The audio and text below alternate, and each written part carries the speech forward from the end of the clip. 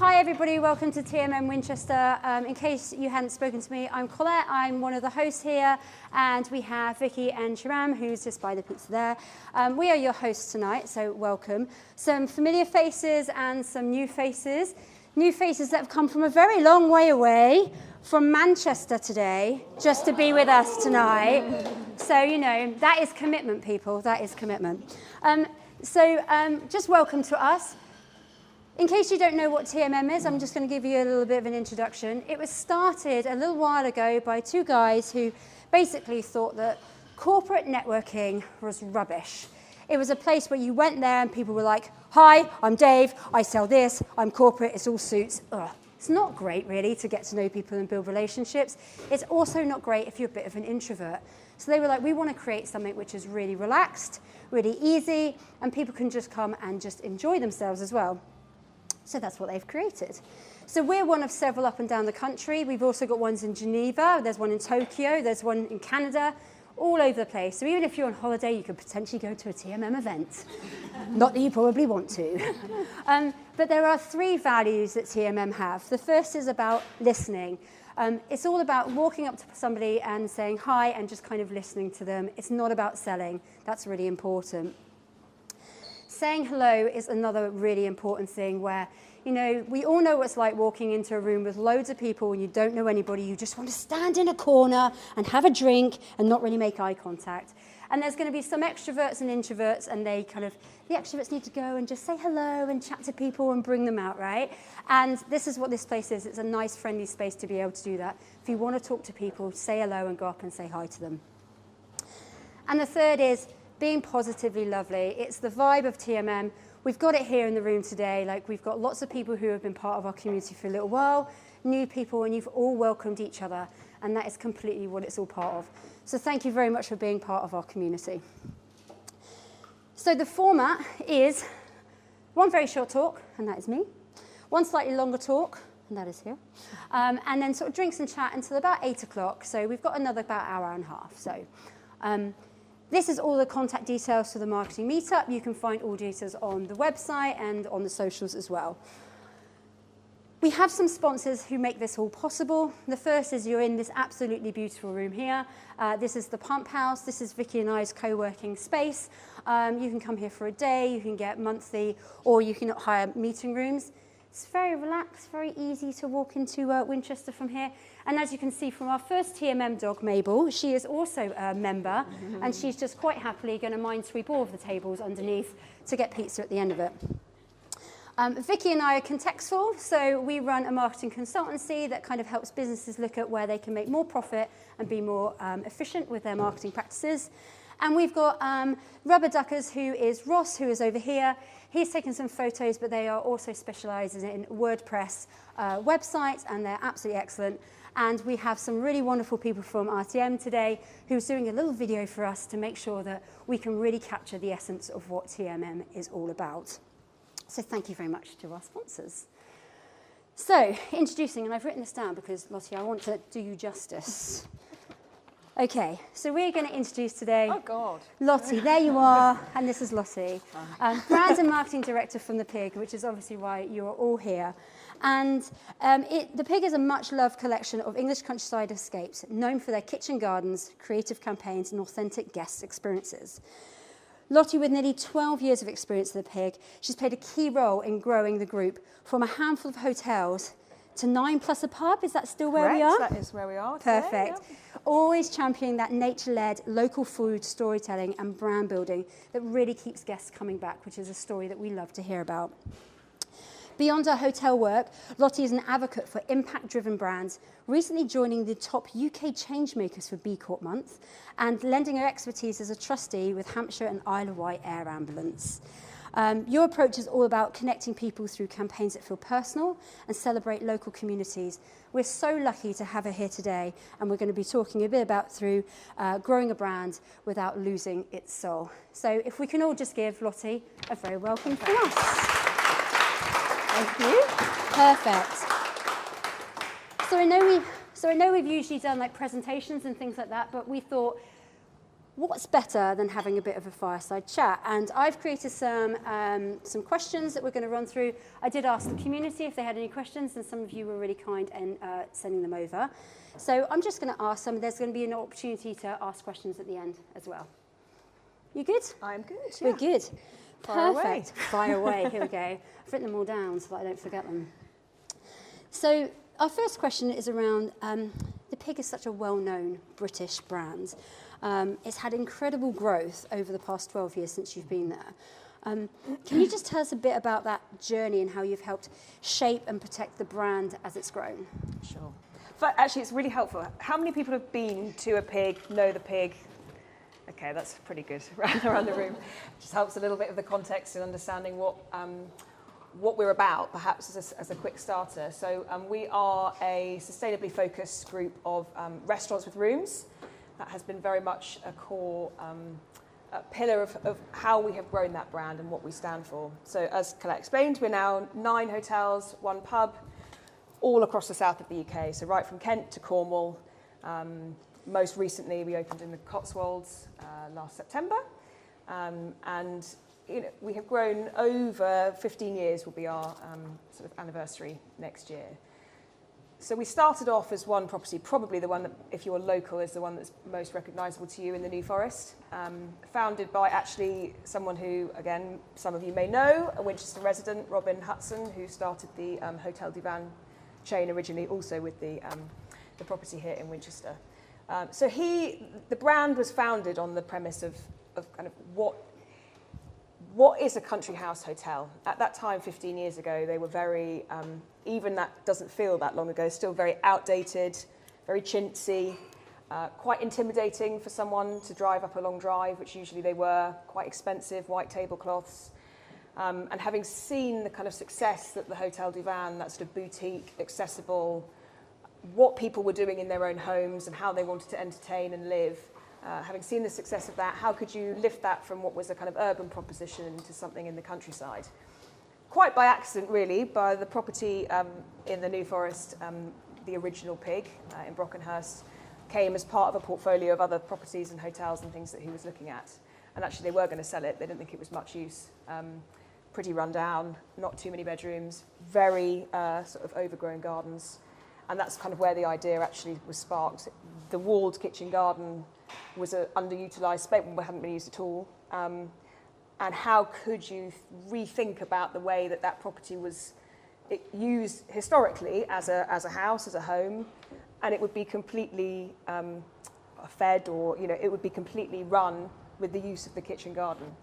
And that's kind of where the idea started from. So once you've got that in your heart, the kitchen garden and the food coming from that, how else might people have used their community, the local farmers, fishermen, markets to buy the food that house would have? And therein sort of formed the idea.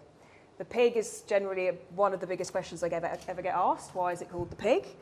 Back to that idea of that kind of intimidating feeling of arriving at a country house hotel.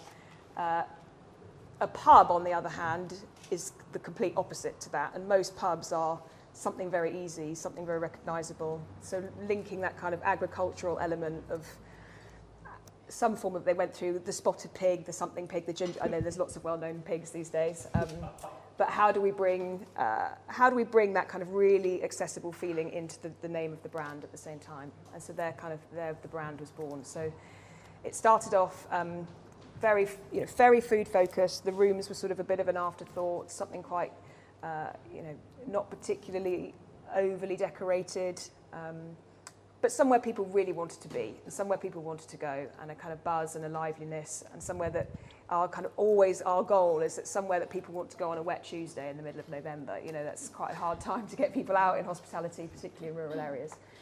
So that's where I suppose the brand started.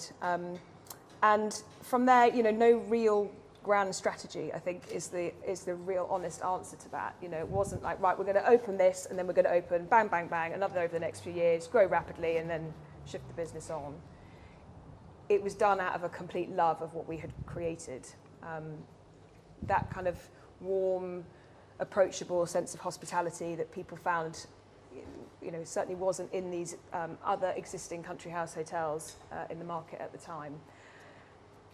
And from there, it was about finding, okay, what property, what does that mean? What does the pig mean in terms of a space, a property, an offering, and how can we find the next version of that? So the next two, we've opened Pig on the Beach in Dorset, which again isn't a million miles from here, and the Pig near Bath, just outside Bath, ironically, both in 2012, or 2013, 2012, yeah. And so we've grown from there, and it is all about finding the right property, and that is really at the kind of heart of what we've been about. But in terms of, I suppose, my role, we had two properties when I started, the Pig in the New Forest and our little one in Southampton, Pig in the Wall, and learning and growing, I think, with visionary entrepreneurs. I don't know if anyone has been in that kind of founder-led business. We were a really small team. Everything was hands-on. No idea was a bad idea. What do our guests love? And we no day, and it still is the same as this. No day was the same. Everything was on a shoestring budget. We ploughed it through of journalists, got the right people in, got the right people talking about it, and understanding kind of what we were trying to achieve in the hospitality space at this time, which was very, we were very lucky, and again, that's an entrepreneurial founder at the top leading that team, but very lucky to kind of be groundbreaking in what we were doing at the time. It sounds crazy now because the whole world and his wife are doing this sense of hospitality, whether it's a pub or even urban places are doing something similar. So that kind of visionary understanding of what it is we were trying to achieve from a feeling and a sense of hospitality allowed us to kind of continue to grow slowly over those years. And I think with that growth, there is a level of authenticity that you have kind of with the brand. So how has tone of voice and design and look and feel, how has that made a difference within that market, especially now when, like you say, back then it was a new thing, but now it's getting to be a bit more common. Yeah. I think, we are, those of you who've been, we are a design-led business, but we wouldn't want to necessarily be considered as that. The aesthetic with each property, and Robin's wife, Judy, who is phenomenal at, I'll take the design element first.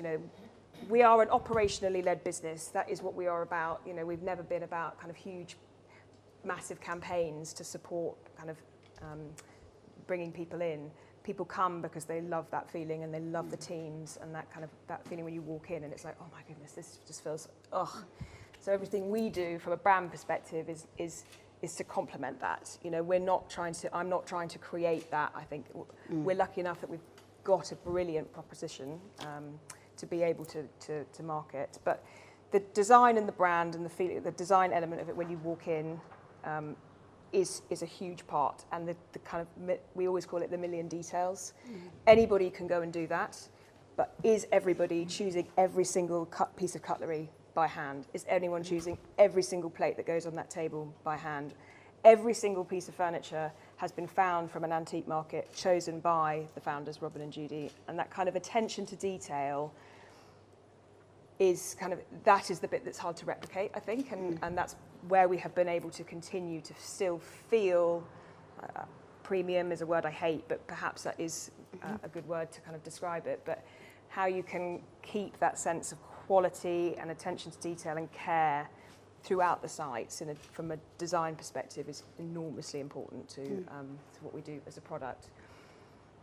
That million details thing, we've always said, hospitality is really quite easy. You're serving people come in, but how you make them feel and how every single bit of interaction that guest has to be considered and thought through. And that million details for us, every single member of our staff, we're now over 1,000 people in the company. If you ask any of them what is the most important thing, it's that million details to how we run the business. And from my perspective, from a brand and marketing, it is no different, down to every single word that we choose. So you asked about tone of voice. We shout out, we just launched a new website, very exciting, biggest, most stressful week of my life this week. But we had a creative agency support us with the copy, and this is they did an amazing job. But I still went through it like a head teacher with a red pen. Every single word we choose is specifically chosen, and we won't. No one in my team, no one will. You absolutely you have to stick to that. I think that's been kind of how we've been able to kind of keep that tone, keep that golden thread, I suppose, running through, is because we are so specific and pernickety about absolutely everything we do. But I suppose perhaps that then has paid off in a sense of identity that the business has been able to have. Is that how you get the consistency between all? Because everyone has its own identity, but there is a level of consistency in the feel of when you go in and experience them. Yeah. So is that how you achieve that? There's a DNA that runs through all of them, I suppose. There is the pig brand, but each property then has its own personality. So it's sort of like, call it like a family. You've got all the different members of the family. They all come under one umbrella. They all come under one surname, but they all have slightly different personalities is probably the best word. That is all, each property should feel like it couldn't possibly be anywhere else in the country or in the world. It's the line we tend to use is it's absolutely rooted, and you talked about nature-led. For us, it's about being rooted in that location, with that community, in that garden, in that landscape, and everything around that is then what influences us and allows us to create the personality of that specific pig. So we'll take the house as the very first start, and that will drive the bones of that house, will help us. And Judy always came up with a character. Okay. So each house has a character that lives in that house. And that influences all of the interior design, and then how the story we start to sort of tell and create around that property, right from the basics of like colour palette, right through to the artwork, the taxidermy on the walls. It's all influenced by that kind of starting point of the house and the landscape, and then it filters out to our menu is entirely sourced by local suppliers, or 85% of it. So that 25 by May, so the community of suppliers then form part of that, and then the people around it and the charities we support, and kind of layering on allows that place to then feel unique, but then still part of our bigger brand sort of DNA.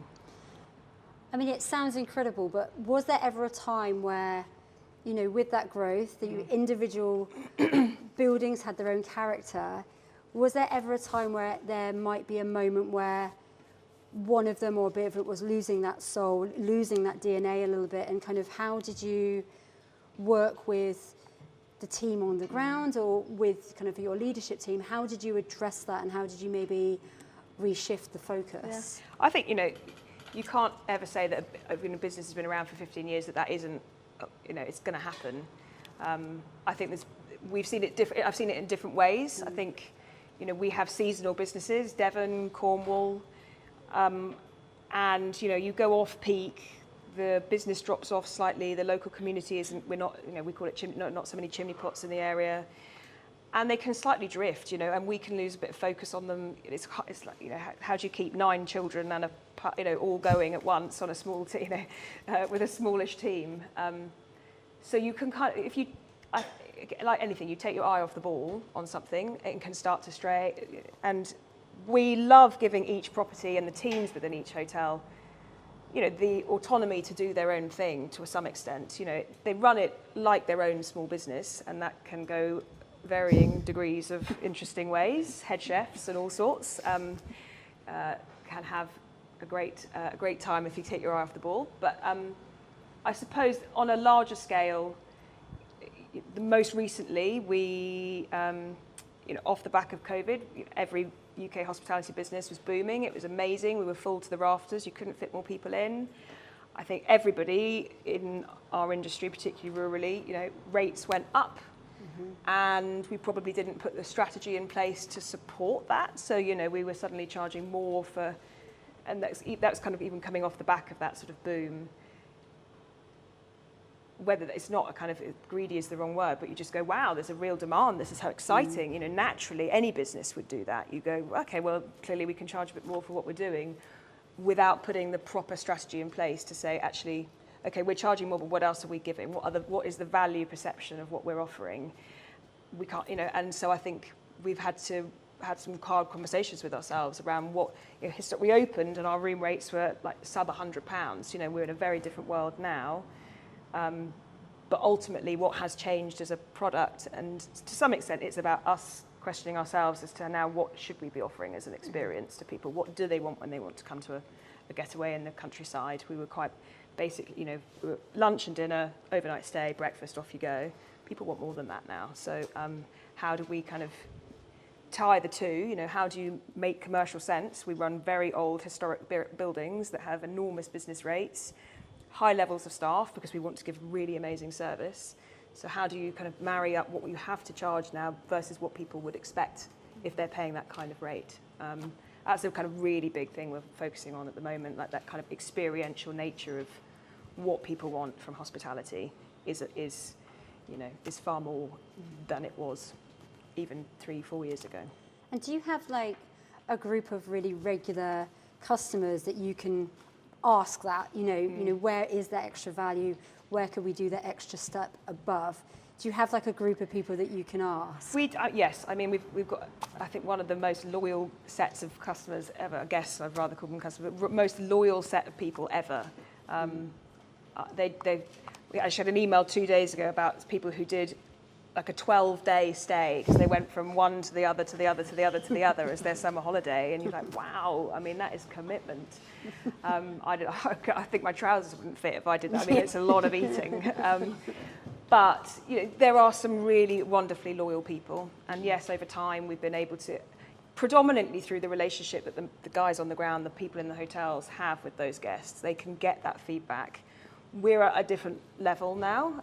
We are larger, and that kind of feedback loop is becoming more and more important. As part of our website project, we actually did the biggest research project we've ever done. We went out to our whole database, and we had the most, I think we had nearly 20,000 responses with like really detailed answers of everyone giving their opinion on absolutely everything they wanted, both website-wise and experience-wise. But that was incredible, and a good insight into what we're doing well, what we're not doing well, and what people want to be, what people are happy to spend their money on now, I suppose, really. Absolutely. It's a very brave thing to do as well, to go out and to get all that feedback. When you hit the button, you're like, oh, what have we done? No, it couldn't have been. It was the biggest kind of research thing we've ever done, and it's completely informed now. The way we built the UX for the site, but much more than that. How we start to think about things. That's obviously getting the feedback is the most important thing. Otherwise, it's all very one way. Absolutely. So you've touched a little bit about that internal culture and about how, if you asked any of the staff, it's all about those kind of million details and how they have the relationship. But again, if you think about how you've grown, how has that had to change how you've kind of built that culture internally? Have there been any sort of hiccups along the way? And especially for yourself, where you've kind of obviously taking on more responsibility as it's grown, how has that been for you in terms of growing your marketing team and embedding that culture for you guys? I mean, I would almost go as far to say, like, our culture is our brand. I mean, the people, hospitality should only be a people-based business. I mean, that is what it's about, whether that's the people serving and nice people give nice service, and we really want to look after the people that are coming to us in the best way. So instilling the culture in the teams is, you can have a bad day and not serve someone brilliantly, but if you can recover it because you've got a great attention to detail in your service style or your nature or your personality and the way that you've kind of been bought into how we like to look after people, you can recover almost anything. I mean, it's really important, but it's that comes from top down, obviously. I mean, going back to the founder-led thing, Robin retired at the end of last year, but we've had a very, very strong sense of understanding of who we are and what we want to achieve that's kind of filtered down through all levels. And I mean, one of my best mates at work, he's been there 15 years, I've been 12, my CFO's 13. I mean, there's a lot of us there who have grown and built the brand from almost day one, who can help who help. That's one of our biggest missions, is to continue to drive that culture. But obviously, as you grow and you bring in new people, we've had a new CEO join in the last 6 weeks. That holding on to that culture gets harder and harder. And I suppose the kind of people coming into hospitality as well, we're seeing a shift. You know, it was much more of a vocation. It was a career. Even back 15 years ago, people would come into it. They want to be a sommelier. They want to work really, really hard. And now, you know, I think our average age is about 22, 23, something like that, of people on the ground in the restaurants, the biggest kind of area of our business.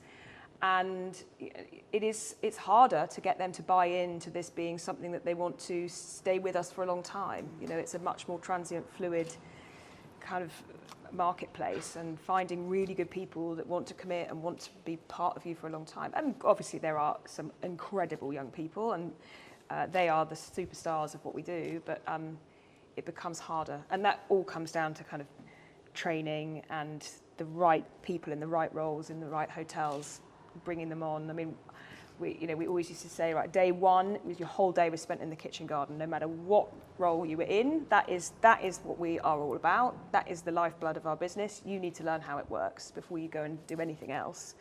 And a number of other things like that, and craft training, sending people out on cheese making courses, even if they're a housekeeper. You know, they've got to kind of understand what it is that we do and are passionate about, and buy into it. But you know, 1,000 people to kind of keep that rigorously going becomes challenging. It's going to get, you know, we want to grow, so it's going to become harder. But yeah, it'd be my worst nightmare, having to spend a day in the kitchen. I don't think anybody would ever want to eat anything that I was part of in there. If you'd seen my lunch today, you'd agree with. I would not. They wouldn't be in the kitchen either. So, 12 years, long time to be in the same role. You've probably experienced really great highs and probably some lows, as you always do when you're kind of in any sort of marketing leadership. Is there any moment where you go, I was really proud of that moment, either for yourself or your team? And was there anything that you kind of went, do you know what, if I ever wanted to do something again in a slightly different way, I'd want to do it in this way?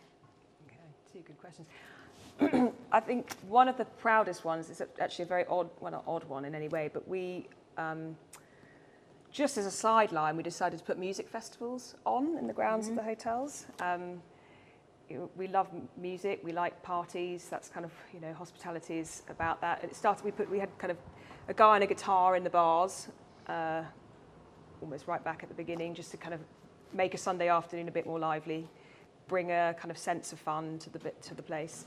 And that grew and grew and grew, and then we did like 5,000 people music festivals. And I remember standing at the back of one of them. I mean, we had sort of Kaiser Chiefs, Razorlight, people like mega names. I remember standing at the back being like, oh my God, like how I do hospitality, I've got 5,000 people here somehow, and we've just completely kind of pivoted as a team of people that as well as running hotels, we've now managed to attract, and that was 3 festivals over 3 summers with 5,000 people. Like, that is 15,000 people who don't normally come to what we do. And I remember standing at the back of the very kind of the festival field thinking, wow, like that is not what I was expecting I would be doing when I accepted this job however long ago.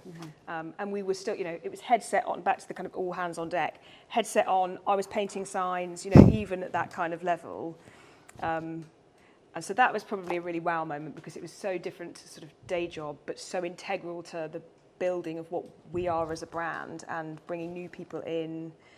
And again, no one was really doing that in, you know, country house hotels weren't really doing really cool music festivals. Sure, it might be a night Michael Bublé, or it might be a wine evening, but you know, to have kind of proper rock and roll people come in and play in our gardens was cool.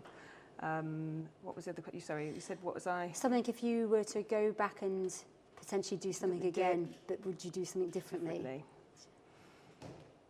That is. If you want to pass on it. Probably lots and lots of things. I'll come back to that. We'll come back to that. So I've just got one, which is like, what comes next? What comes next for you? What comes next for the pig? And what would you say is the number one thing to always remember when embracing the challenges of growing a brand? So next for the pig, we are, I mean, there's no secret, we are looking to grow. We want to find new properties. I think we've had a pretty good go at the south of the UK. Yep, got it covered. So yeah, we've got that kind of covered. So we are now looking at how does that start to migrate slightly further up the country? How does that unlock new audiences for us? London, unsurprisingly, is our biggest feeder market. We hit South London really well, again, because of the kind of where we sit. We'd love to sort of, what can we bring further up north that unlocks new audiences for us? But not only that, it gives us new communities, new places to explore. So we've got one property particularly at the moment, which is sort of Stratford-on-Avon, which is in, it's derelict still at the moment. We're going through planning, but that is a really exciting possible part of the country to me, because it sort of starts to get you then further up into your kind of south of Birmingham, Manchester, Cheshire. So that's the kind of reality of where we're looking. But also, what is the evolution of the pig? It's great that we've got a concept that works brilliantly well, but what else can we do? We opened our first pub last year. So perhaps pig pubs is a big discussion. If you can put really good food and beverage, but in a relaxed and easy way. I mean, everyone loves a good pub. I was only talking to Vicky about it earlier, about naming every single pub in the area that we like. I mean, the ideal person to speak to about pubs is Vicky. But. So I think that is really interesting for us as well. The greatest thing is we never put parameters on things. If we find a property that would make sense to be something other than your current format of a pig, then let's explore it. Because that's the only way we're going to go. So yeah, and I think back to I was talking about kind of how do we elevate the experience and the kind of value proposition of what we offer based on what people would like now. We talk about well-being a lot. It's not kind of our natural fit, but the bit for me that's exciting about what people would like to do is spending time in nature, reconnecting with nature. How can we educate, support, create environments where people can do that, whether that's through our gardeners and our gardening teams or cooking. So that's sort of the other area of what we currently do, our current property. How can we make that even better for what people would like? For me, I'm still there. I don't plan on going anywhere at the moment. I think my role now is, we're kind of in the senior leadership team. I am the brand guardian, I suppose, is probably where I sit. I'm that kind of the person that says yes or no. Is this us? Is this not us? And we get oodles of requests to do all sorts of things, really excitingly. But I think having the confidence in myself and what we are as a business to be able to say no, thank you. Actually, that it seems really shiny and really exciting and could grow our database by X or do whatever. But just go, yeah, actually, do you know what? Just it doesn't sit with what we're about. So that's really kind of now where my role sits. I have a mega team who help keep the day-to-day going. But if we are going to go and do pubs and that kind of thing, that's sort of now where my area sits. What is the concept? How do we create something? How do we create something really cool? That's what I always said. Well, a new CEO joined. I went, I don't care what we do, as long as we keep cool and relevant. And that is what I suppose what my job is. Yeah. Well, it just sounds fantastic, and the trajectory is amazing. I want to thank you so much for Pleasure. Answering my questions, and we've got a whole group of people, and I didn't want to use all of the questions, so I'm going to throw it open to you guys. Does anybody have any questions for Lotti? Oh. No, you go. Don't fight amongst yourselves. So all the different houses have personalities. Do you see it reflected in the demographics that visit the same? Very interesting question. I think that the less so from the kind of, I suppose, how we create the personality. That is location really plays a big part in that, both from the kind of the community of people that live around it, to the style of the house. I think Devon, our property in Devon, is a really beautiful old listed, high ceilings, elegant, and it was prior to us owning it. It was a classic kind of cream tea destination in Devon, and definitely that, for example, that that attracts an older demographic of people. I think the style of it, the kind of the slight grandeur and nature of that property, whereas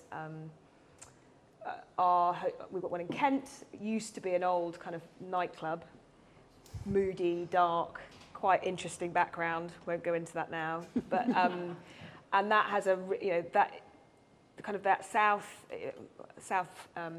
east London. Quite a young demographic of people love that, and again, I think that's the setting. And so to some extent, the personality, yes, but I think the location also makes a big difference. Thanks. Yeah, I have two questions. One follow-up question, and Yeah. that's the second question. But my first question is, when we talk about hospitality sector or in general marketing, the current or the past few decades, the people are talking about loyalty, and when you talk about customer retention or the people coming back again and again, how do you tackle that issue? And how do you Very hot topic in our office at the moment, that one. We've done an amazing job of building brand loyalty of the brand. I think where we are behind, and I can, hands up, is we're not technologically set up for that. We've had to grow up pretty quickly in the kind of how we set ourselves up for that kind of thing, back end wise, if that makes sense. What we've always steered away from, and I pretty confidently can say we will never go down the membership route. That's what we've always never wanted to be. Right. There are people that do that really well, the Soho Houses of the world or wherever, that their whole offering is based on a membership model. What we have always wanted to be and gone after is that we are accessible to everybody. You can walk into our restaurants at any time and someone's having an 18th birthday and an 80th birthday, kind of everyone in between. So loyalty has to be where it sits for us. So how we develop what the right kind of, and that goes back to asking people. I think we did go out and we've done some small focus groups around the difference between membership and loyalty and what would people want from that. And interestingly, we kind of you automatically assume people are going to want discounts of things or whatever, and actually everyone was just like, no, just. We want to be recognised when we walk in by our name. That's what we're used to. We want to continue to have that. We want to know that I can walk into one that I don't regularly go to and they know me by my name. They know what I like. So that idea of that kind of value add and feeling of welcome is what everybody... I don't think it's unsurprising. I think that's quite a natural feeling for people, but it's nice to have it quantified. But now we've actually... How do you make that in reality? And that... Annoyingly, when you were smaller, we could do that based on the fact that most of our staff had been working there for years, and one had moved from one place to another, and they brought guests with them, and everyone kind of knew the loyals and regulars, and as you grow, that becomes part of that challenge, and that comes down to the technology that feeds that, and we're kind of right in the midst of working out what that is at the moment. But yeah, it's a great question, but I think it's and it's really important to keep that same feeling that we want to have of people kind of arriving at a friend's house. We always say it's like should be arriving at a great mate's house, whether you walk in and you're like, just chuck my trainers on the floor, and but to do that you need the right infrastructure. Thank you so much. Pleasure. And the second question is a question of Kiki's. When you said about demographics, location, how it themes the characters or the hotel over there, when you said Stratford-upon-Avon is one of the future products, and it's also the birthplace of William Shakespeare. Yes. The theme of that. Do you know what? We've got a relatively new commercial director, and he was like, "So we'll start putting on open air Shakespeare performances." I was like, "Absolutely not! No." Because it's like, no. What the benefit of that, and what is a joy, and what we don't have in some of our other areas quite so much, is that it's the tourism market. We skirt around it in certain places, the Canterburys of the world and Bath to some extent. But that is a really new opportunity for us, and one that we kind of need to get to know better as we start to get further down the line with that project. But no, I'm sure there'll be some nods to it in the artwork throughout the place, and a couple of something. We try and keep a sense of humour around some of the things we do, so that I'm sure it will feature in that way, probably from the design sense. Exactly, yeah. But it's that place. It's a really beautiful old farmhouse. Pig on the Farm will be the name of it, and that for me the idea there is it goes back to kind of the most out of all of our locations is the one that feels most like a proper farm. But I'm sure there'll be a hint of Shakespeare weaved through it somewhere. I suspect. I've spent quite some time there, and I've seen all the cafes, all Yep. the restaurants over there. Yep. Have a theme They go of big on it. They Thank you so much. Pleasure. Lotti, I know we touched on it earlier. Having a new CEO come on in is challenging, anyway, and I think you guys have done an amazing job to grow. So apart from a growth remit, what else is his biggest objective? And how is that going to feel if you're growing and you're obviously the brand guardian? To me, there's a massive balance that has to strike there. And that must feel quite nerve-wracking. It does, actually. I mean, there is no denying that change of kind of leadership in any business, when you've been very, I suppose, wedded to a certain way of something running, is scary. I mean, the day I was told, I was like, oh my God. But we always knew Robin was going to retire. So, it was coming. We're not his, as much as we would like, I'm sure he would have kept going for as long as he possibly could, but he needs to have a life. He's got grandchildren and all that kind of thing. He's dedicated his whole life to hospitality. So yeah, pretty nerve-wracking. But I think objective-wise, and I completely couldn't agree with you more, it's operational excellence. That shouldn't change whether you're 1 hotel, 20 hotels. It's about making sure that we are almost going back to our roots in many ways, and that's what makes me feel my heart sing, in the fact that actually this isn't about changing anything. This is about how do we do what we already do, but do it a million times better, and make sure the consistency is there. And that actually comes from nothing around changing kind of what we are doing externally and from a brand perspective. That's about how do you put the right infrastructure, people-wise, actually in place to make sure that guest experience, which is really what we are, all about. 99% of guests get that. There's always going to be the 1% that don't. But that to me is amazing. So yes, growth is an element of the strategy and always has been. But it's about how do you really make sure that what we're doing on the ground is as good as it can be. That's nice to hear. Yeah. No, I feel pretty good about that. Yeah. In your career, if you could go back to Lotti from day one at the pig, what would you tell? I'd tell it was a really wild ride and strap in, because it's like it's really I would say give it 120%, because you will get 120% back. I think, and that's where people that have lasted in the business, who've given it kind of, and I don't mean completely dedicate your whole but really lead into understanding that from an entrepreneurial business perspective, it's so fun. There's no red tape, there's no rules, and I love. I know some people hate that way of working. For me, that's the dream. I mean, I just you can kind of. It's one of our kind of biggest values from a team perspective is bring your character, and we try and instill that in every single member of staff. Bring yourself to work and show up, and we will give you a really amazing experience. We will treat you with incredible meals. We will we'll give you training that is so beyond your remit of what you would normally be trained in, so that you can come out of it as a really well-rounded individual, whether you want to go into hospitality or not. You've been given a lot. So I think, I would never have believed, 12 years ago I'd be sat here, that's for sure. But I would, and I think that is, I suppose, that is why I'm still here, is because I've sort of taken that attitude to it, I suppose. But, roll those sleeves up and get stuck in. And even when I interview now, I'm like, but you need to prepare. You need to get stuck in and give it everything, and then we'll really look after you. Because it's so fun. Hospitality should be fun. Let's not get bogged down in any of the other stuff. This is about giving people a good time, and we should be having a good time doing it. So, yeah. I love that. Yeah.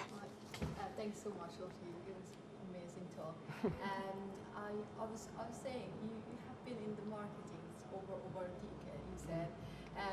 So how are you coping with the changes in marketing, all the AI and everything, what's going on in hospitality? Actually, I was just saying to Colette earlier, I was so anti-AI for a long time, and now I'm like, wow, this is revolutionary, isn't it? Let's just be on board with it, because it can really save some time. Yeah, I mean, when I first started, we had just started Instagram, I think, and it was literally, you did one post, if you got one like, you were like, oh my God, I'm breaking boundaries here. The website was pretty basic, again, 2 hotels, you have one page for one page for the other. So where we are now is, come on, leaps and bounds. I mean, I think it's difficult to keep up with it. There's no denying that we have good agencies that support us, and that's their job, is to be at the forefront of what it is we want to do. We need to tell them what we would like to achieve as our end goal, and they can help us get there.